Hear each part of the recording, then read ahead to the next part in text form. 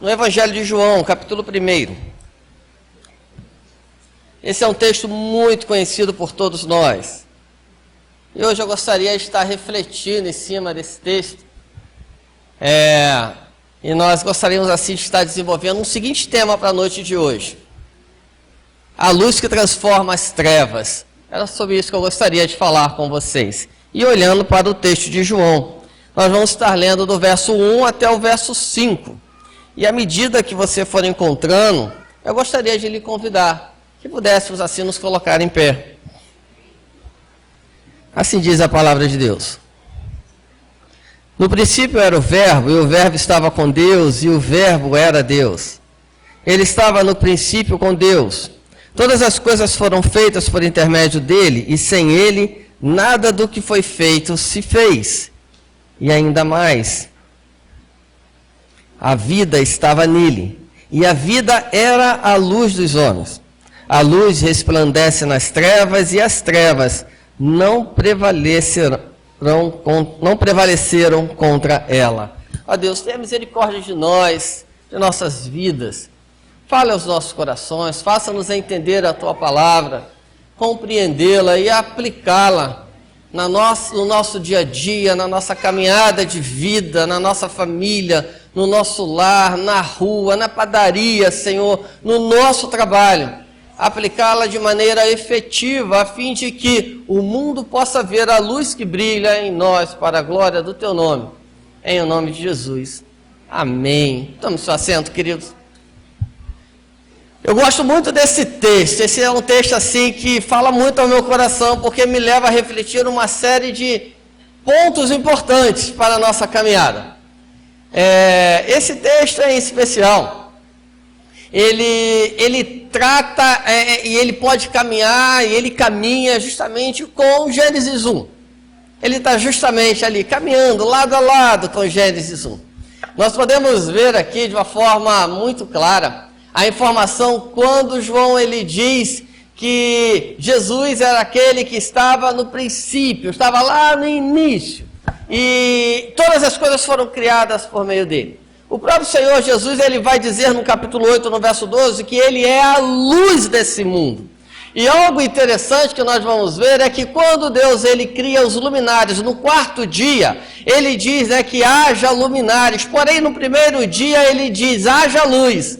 E aí o que isso quer dizer? Isso quer dizer exatamente o seguinte, que antes dos luminares virem a fazer o seu papel de fornecer luz, existe algo anterior a eles, que é o próprio Deus, aquele que é a causa geradora, é aquele que gera, aquele que transforma o ambiente. Deus é aquele que está antes de tudo, é aquele, se existe luz, essa luz existe não por causa dela, mas existe por causa de algo inicial. E o que é isso? É o próprio Deus. Ou seja, Ele é a luz que transforma as trevas. E é muito interessante quando nós vamos ver trevas lá em Gênesis 1, logo no início, quando haja separação entre luz e trevas. Ali trevas não é pecado, ali trevas é falta de luz. É interessante, pecado vai acontecer após a queda. No ato da queda, aí sim, trevas tem relação com o pecado, mas antes não, é somente falta de luz, de tanto que o texto vai dizer que Deus viu que isso era bom, tanto a luz quanto as trevas era bom. E aí nós vamos ver exatamente, no decorrer da história, que o homem ele cai em pecado, cai em desgraça, e ao cair em desgraça ele entra numa vida de trevas, numa caminhada de trevas, e ao encontrar-se com essas trevas, ele descobre algo terrível, que é a morte espiritual. A morte espiritual. Isso é algo que nos choca, é algo que nos incomoda, é algo que mexe com cada um de nós, queridos. Quando nós olhamos para esse texto, nós vamos ver exatamente o seguinte, que João aqui, ele tem a intenção de nos levar, de nos conduzir a refletir sobre algo grandioso, sobre a grandiosidade de Cristo e justamente a ação de dar graças a Ele. Ou seja, agradecê-lo, porque nós devemos a Ele algumas questões. A primeira, porque existimos. a nossa existência. A segunda é porque Ele, se existimos, é porque Ele nos deu vida. E a terceira é porque Ele nos deu vida além dessa vida. Ele transformou as nossas trevas. Ele transformou a nossa morte, nos dando vida. Estávamos em desgraças, estamos debaixo da graça. Estávamos abandonados e mortos no pecado, estamos acolhidos e abraçados pela graça de Cristo. Hoje, um dia de ação de graças, oh, como é bom. O culto, o feriado de ação de graças, ele tem uma razão, ele tem uma relação muito a ver com o cultivo. E nós rendemos graças a Deus por tudo que Ele concede. Agradecemos a Deus pelo emprego, agradecemos a Deus porque Ele tem nos sustentado, mas nós temos um motivo além disso para agradecer a Deus. E sabe qual é? É a salvação em Cristo Jesus. Esse é o nosso real motivo de render graças a Deus. Esse é o nosso motivo de nos alegrar na presença de Deus. Esse texto, ele ainda vai tratar alguns assuntos importantes, que eu gostaria assim de tratar com vocês nessa noite, antes de nós falarmos de uma aplicação direta. Ou seja, a palavra no início vai remeter, quando o texto está falando no início, isso nos remete, isso nos conduz ao início de todas as coisas, a Gênesis 1. É automático, está ali, caminhando lado a lado. E quando nós vamos ver o termo, o verbo, né, a palavra verbo aqui, que está relacionado com logos, isso tem uma relação com Cristo Jesus. Ou seja, para o pensamento grego, isso é muito importante, porque logos apresentava, esse termo logos, né, apresentava a razão divina que governa, que gera, que conduz todo esse universo. Por isso essa expressão, ela se torna tão importante. No princípio era o logos, no princípio era o verbo. E João usa esse conceito, sabe para quê? Para mostrar que Jesus, querido, é a autoexpressão de Deus. Essa é a intenção de João aqui. E ainda mais, existe uma outra expressão no texto que vai dizer, no princípio era, essa expressão era, é interessante porque existe um entendimento de aqui o verbo ele está na condição de imperfeito. E o que isso tem a nos dizer? Porque isso indica, sabe o que, queridos? Uma existência contínua e eterna do verbo. Ou seja, o verbo, ele não teve início. Por que ele não teve início? Porque ele sempre foi. Assim como o Pai, assim como o Espírito, o verbo sempre foi. Eternidade. Eternidade. E ainda mais, o verbo estava com Deus e o verbo era Deus. Ou seja, expressões que trazem para nós o entendimento de relacionamento. Existe relacionamento, assim também como existe distinção entre a pessoa do Pai, a pessoa do Filho e a pessoa do Espírito. E o verbo era Deus, ou seja, então aqui nós temos uma outra afirmação importantíssima, sabe qual? É que afirma a divindade plena de Cristo Jesus. Quando Jesus ele vai dizer, quem vê ao Pai, quem vê a mim vê ao Pai. Quando Jesus vai dizer que eu e o Pai somos um, ele está trazendo essa afirmativa de divindade plena. Nós servimos a um Deus único, verdadeiro. A um Deus que atua na nossa vida, a um Deus que, antes de todas as coisas, ele já se fazia presente. A um Deus que transforma as minhas e as suas trevas em luz. E ainda mais, quando o texto vai dizer que ele estava no princípio, isso vai reforçar essa ideia de eternidade. Mas ainda tem outros termos no verso 3 que eu achei muito interessante, que eu gostaria de destacar com vocês. O verso 3 está dizendo assim, todas as coisas foram feitas por intermédio dele, e sem ele nada do que foi feito se fez. Deixa eu destacar aqui duas frases importantes. A primeira, todas as coisas. Quando João ele está dizendo todas as coisas, ele está enfatizando a abrangência. Mas só que ele consegue ir além da abrangência, porque ele está falando de totalidade. Ou seja, nada do que foi feito sem a presença de Cristo Jesus. Nada. E aí tem um outro termo dentro do verso 3, que vai dizer que tudo foi feito por intermédio dele. Ele lá estava presente. Ou seja, o Verbo de Deus, o Logos de Deus, o Filho de Deus, Cristo Jesus, ele é o agente ativo da criação.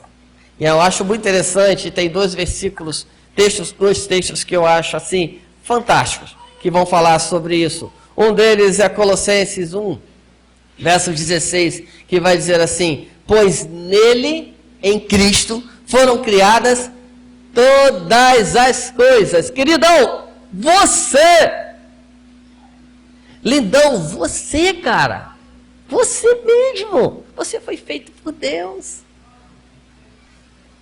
Querido, você foi feito por Deus, você foi criado por Deus, e você foi criado por Deus por intermédio de Cristo Jesus. Aí você quer algo mais glorioso ainda? É que você estava morto em delitos e pecados. E sabe o que aconteceu? Por intermédio dele, por meio dele, que morreu na cruz do Calvário, que cravou na cruz do Calvário a carta de dívida que existia contra eu e você, ele conquistou a paz com Deus, nos deu essa paz, e nós temos vida nele, por meio de Cristo. Nós temos motivos para dar ações de graças? Nós temos sim. Se nós estivéssemos aqui na Assembleia de Deus, pastor, eu amo os assembleanos, tá, gente? E tenho excelentes amigos da Assembleia de Deus. É uma brincadeira que eu faço até com eles mesmo. Mas aí, pastor, se nós estivéssemos aqui, nós falaríamos assim: igreja para glorificar de pé. Mas é mesmo. Tudo foi feito por meio dele. Isso tudo, João está nos falando, João está nos ensinando. Uma outra coisa, uma outra informação assim, muito importante, que eu destacaria no texto, seriam mais duas expressões no verso 4. A primeira é: nele estava a vida. Deixa eu ler o verso 4 de novo com vocês. A vida estava nele, e a vida era a luz dos homens. Então a primeira expressão que eu quero parar para refletir com vocês é: nele estava a vida. Ou seja, o Verbo não dá somente a vida, mas ele é a fonte da vida. É importante nós nos atentarmos para isso. Ele não só dá a vida, querido, porque se nós falarmos que ele somente dá a vida, nós poderíamos dizer que ele pega a vida com alguém e dá a você, mas ele não somente faz isso, porque ele é a fonte inesgotável dessa vida. Uma outra expressão, e aí, dentro dessa caminhada ainda, dentro dessa ideia, né, que nele estava a vida, isso vai nos conectar, e isso vai conectar Jesus, novamente, à criação física. Mas vai conectar Jesus, sabe a quê? A uma palavra que talvez seja um pouco estranha, principalmente para as crianças. Mas eu vou explicar essa palavra. Isso vai estar conectado à redenção. Sabe o que é redenção? Salvação. Ficou mais fácil, não ficou? É uma conexão direta. Isso vai conectar Jesus, tanto à criação física, mas vai conectar Jesus à salvação e à redenção. Ou melhor, à redenção. Mas existe uma outra expressão nesse texto que também é riquíssima, onde vai dizer que ele é a luz dos homens. Sabe o que luz aqui no texto está trazendo para nós como entendimento? Revelação. santidade e salvação. Quando você chega em casa, a primeira coisa que você faz é o quê? De noite, você liga a luz. Perdão, você abre a porta, né? Depois você liga a luz. Né? Você liga a luz. E por que você liga a luz? Vai com o dedo direto no interruptor. Você quer ver. Você quer enxergar, você quer entender. E você quer verificar se tudo está do jeito como você deixou. A luz, ela revela. A luz traz clareza. Ele é a luz dos homens.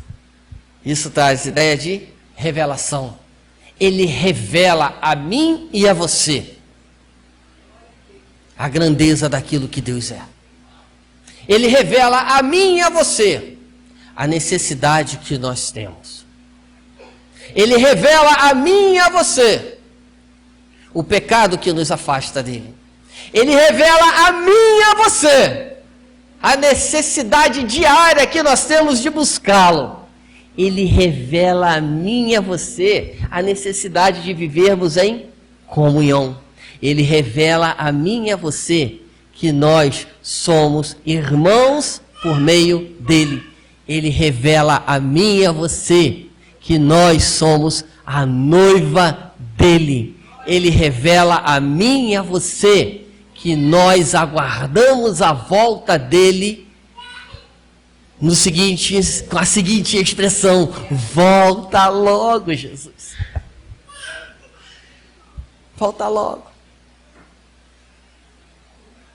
Ele é a luz dos homens. E o verso 5 também traz para nós algumas outras informações, onde eu quero destacar de novo mais duas expressões. A luz resplandece nas trevas. E a expressão primeira que eu quero destacar é essa. Essa ideia de trevas aqui sim. Lembram que eu falei que Deus fez a separação entre luz e trevas lá no primeiro dia? Haja luz. E aí ele separou o dia da noite. Né? Houve tarde e manhã. Essa é assim que o texto está trazendo para nós, a informação. Então, a tarde nos direciona para a noite, escuridão. Manhã nos direciona para o nascer do sol, claridade, luz. Nesse momento, trevas não é pecado, mas aqui, trevas, sim. Aqui, trevas é pecado. Que trevas aqui simboliza o pecado. Trevas se simboliza a ignorância que o homem, que não foi alcançado pela graça de Cristo, tem com relação a Deus. Não tem o conhecimento. Trevas aqui simboliza o domínio de Satanás sobre a vida daqueles que não foram lavados, remidos pelo sangue do Cordeiro ainda. Trevas aqui simboliza isso. Mas existe uma outra expressão nesse texto. A luz resplandece nas trevas, e as trevas não prevaleceram contra ela. Tem uma expressão que eu amo, um texto que eu amo na Bíblia. E o texto ele fala assim, que as portas do inferno não prevalecerão contra a igreja de Deus. Eu amo esse texto. Sabe por quê? Porque o termo igreja quer dizer chamados de dentro para fora. Chamados de dentro de onde? Para fora onde? As portas do inferno não prevalecerão sobre a igreja de que maneira? Vamos entender isso? Nós nascemos em pecado. Logo, nascemos mortos em nossos delitos e pecados. A graça de Cristo nos alcançou em um determinado momento da nossa vida, da nossa caminhada. E quando essa graça nos alcançou, as portas do inferno não tiveram força suficiente para nos manter cativos no inferno. Elas não resistiram e nós saímos. Nós fomos chamados de dentro para fora. Saímos da morte para a vida. É isso que João está falando aqui conosco. As trevas, o domínio de Satanás, a morte, ela não prevaleceu contra a luz. E quem é a luz? É o Logos de Deus. Quem é o Logos de Deus? É o Verbo de Deus, é o Filho de Deus, é Cristo Jesus, o Redentor, o que transforma as minhas trevas em luz. Queridos, esse texto é maravilhoso. Esse texto fala de uma expressão, as crianças não vão entender talvez, chamada cristologia. Cristologia é um termo que vai dizer assim, é o estudo teológico sobre Cristo. Vamos usar essa expressão. É o estudo da Bíblia sobre Cristo, ficou melhor. Esse texto fala sobre cristologia. Esse texto fala da Trindade. Eu citei aqui a Trindade o tempo todo. Esse texto fala da criação. Esse texto fala de redenção, de salvação.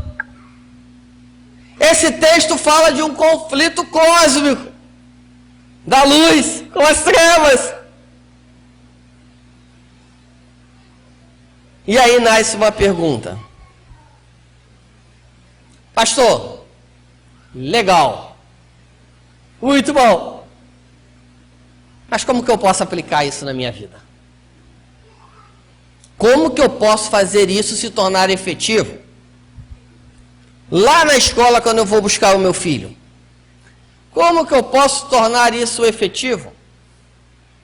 Lá no mercado, quando eu vou comprar o feijão, o arroz, como que eu posso tornar isso efetivo?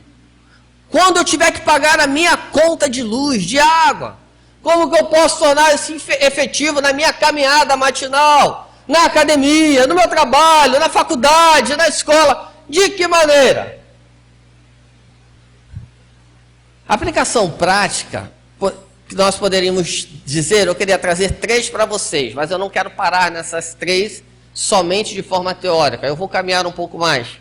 A primeira é que com esse texto nós podemos reconhecer a supremacia de Cristo, que Ele é o Verbo eterno.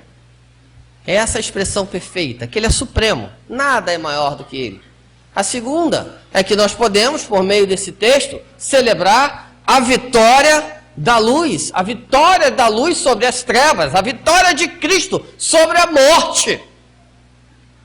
A terceira é que nós podemos, por meio desse texto, testemunhar acerca da luz, testemunhar acerca do Logos, a testemunhar acerca de Cristo Jesus. Mas deixa eu caminhar um pouco mais com vocês. O verso 3 vai dizer que todas as coisas foram feitas por intermédio dele. A beleza da criação como motivo de gratidão. Nós podemos ver a beleza da criação como motivo de gratidão. Uma das coisas mais lindas que nós temos na nossa região, se você discordar de mim, pode falar assim, pastor, não concordo não. Mas eu acredito que todos irão concordar, que uma das coisas mais lindas na nossa região são as nossas praias.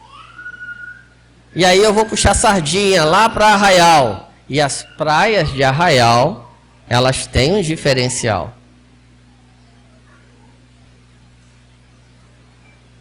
E quando nós olhamos para o mar, queridos, nós podemos render graças a Deus. Sabe por quê? Pela beleza da criação. Quem aqui gosta de cacto? Cacto, aquela plantinha, cacto. Quem? Poucas pessoas, né? Cacto dá flor, não é verdade? Vocês já viram flores de cacto? Tem uma lá que deu ok. Então eu vou perguntar direto para você. Quando nasce aquela florzinha do cacto, o que é que você faz? O que é que você diz? É linda. Não é? É linda. A beleza da criação. E as flores de cactos, elas são lindas, gente. E cada cacto tem uma flor diferente da outra. É interessante isso. Silene é apaixonada por cacto. Ela gosta.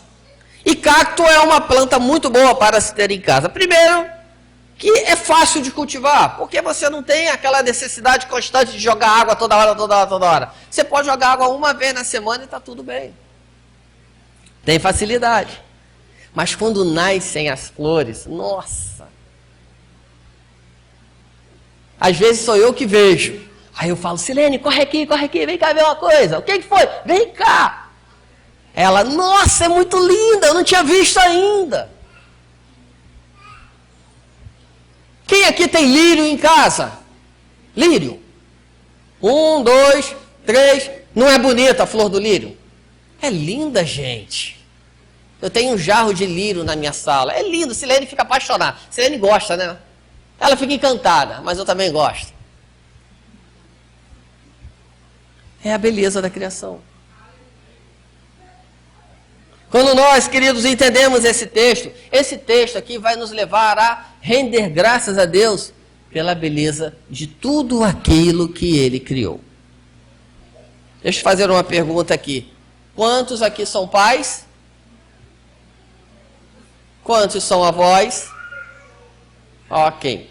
Deixa eu perguntar uma coisa para vocês. Quem aqui tem filho feio? Não tem. Quem aqui tem neto feio? Todo mundo é muito? É lindo, não é bonito não, é lindo. Lindo demais da conta. O mineiro vai falar, é lindo para mais de 1 metro de trem. Aí lá vai, e assim vai. É lindo demais. É a beleza da criação. É a beleza da criação, queridos. Esse texto nos leva a contemplar isso. Quando foi a última vez, meu irmão, que você agradeceu a Deus por aquilo que Ele criou para o nosso benefício e para a nossa alegria? Quando foi a última vez que você realizou isso na sua vida? Eu vou deixar aqui um desafio. Eu tenho outro desafio, mas vou deixar o primeiro. Reflita, meu irmão, sobre o quanto você reconhece a presença de Deus em tudo ao seu redor. Agradeça por Ele ter feito tudo perfeito e bom. Seja grato a Deus. Mas esse texto nos ensina mais. A segunda lição que esse texto nos dá é que nós podemos ver a vida como dádiva de Deus. É uma dádiva, é um presente de Deus. Nele estava a vida. Não foi isso que nós lemos, que nós explicamos? Muito embora esse texto fale da vida física, mas ele também fala da vida espiritual.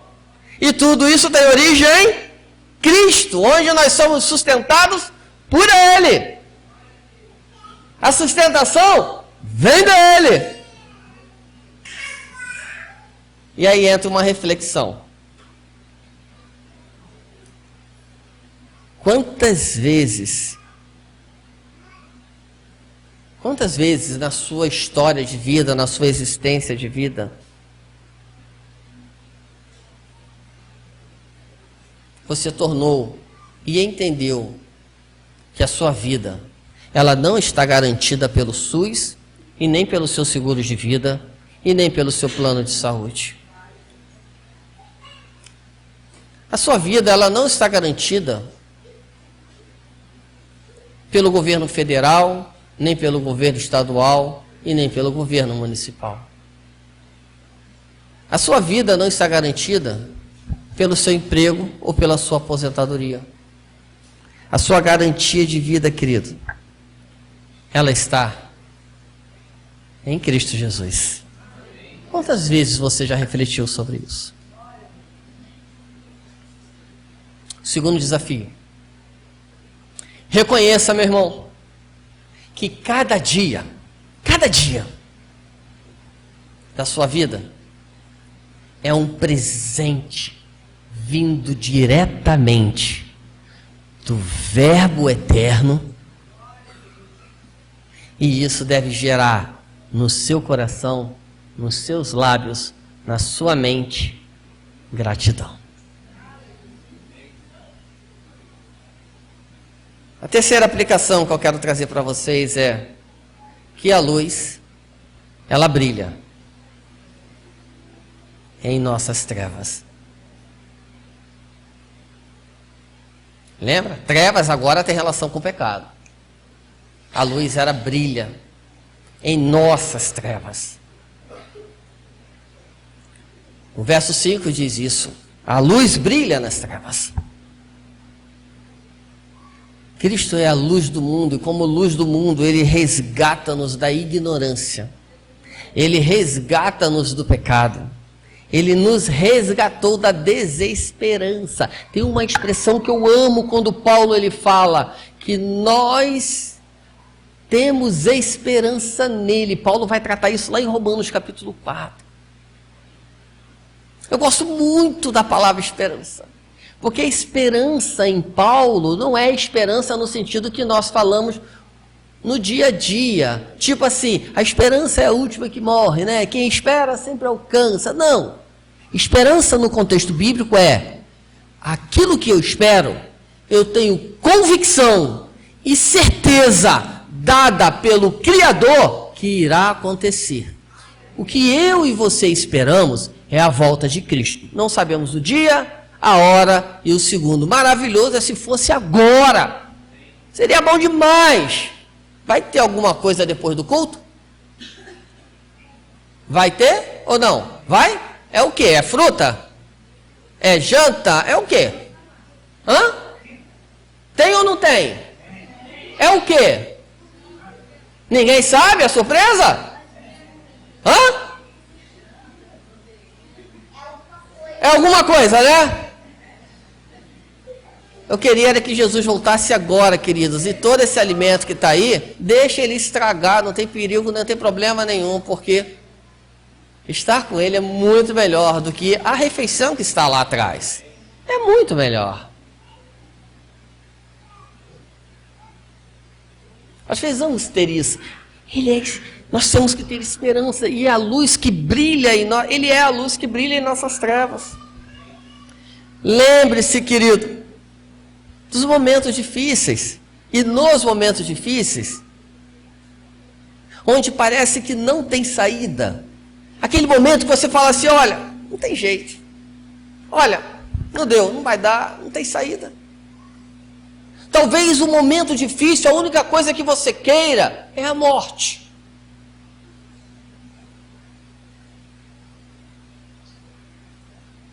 Talvez seja isso. Mas lembre que Cristo ele trouxe clareza, consolo e direção para a sua vida. Em Cristo nós temos isso. Ele é a luz que brilha em nossas trevas. Terceiro desafio. Agradeça, irmãozão. Agradeça, querido e querida de Deus. Agradeça a Deus, porque mesmo nas trevas, mesmo na escuridão, mesmo no momento em que nós estamos muito zerados, a luz de Cristo, ela nunca se apaga.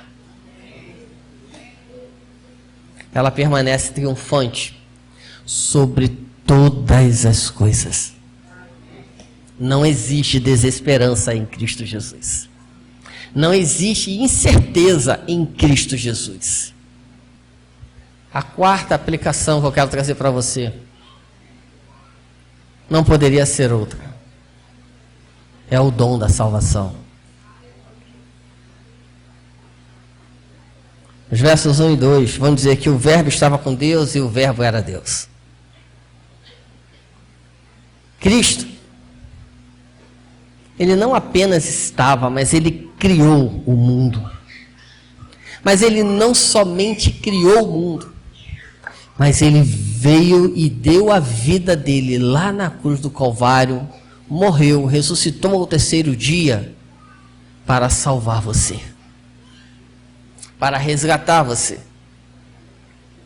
O verso 14 diz assim: e o Verbo se fez carne e habitou entre nós, cheio de graça e de verdade, e vimos a sua glória, glória como do unigênito do Pai.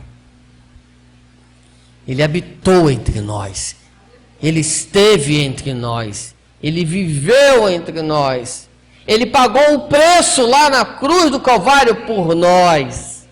A conta que eu e você não tínhamos condição de pagar, ele pagou. A reflexão nisso, sabe qual é? É que Cristo é o maior motivo de gratidão que nós temos na vida, porque Ele é a nossa salvação. Sem Cristo, queridos, nós ainda estávamos condenados à morte em nossas trevas. Quarto desafio: cultive, meu irmão, uma postura de gratidão diária pela obra redentora de Cristo Jesus na sua vida, pois Ele nos reconciliou com o Pai. A criação foi feita por meio do Verbo. A vida que Ele nos dá, Ele sustenta. A luz que guia e transforma nossas trevas, a salvação que nos reconcilia com Deus. Você tem, querido, reconhecido e agradecido a Deus pela sua luz nas áreas mais sombrias da vida, da sua vida? Você tem feito isso? Você tem feito isso diariamente? Quando nós nos perguntamos sobre isso e nos questionamos sobre isso, isso vai nos desafiar a pensar sobre como vemos a presença de Cristo em nossas dificuldades e como a ação de graças pode se manifestar até nas situações mais desafiadoras. Não se trata apenas de agradecer quando tudo vai bem, mas de reconhecer a luz de Cristo nas minhas trevas e ser grato por sua constante presença em nós. Que Deus te abençoe. Vamos colocar em pé? Gostaria de orar com você nesse instante. Eu quero convidar que você pudesse assim fechar os seus olhos. Em nome de Jesus, Senhor, obrigado. Obrigado, Deus, porque nós somos miseráveis pecadores.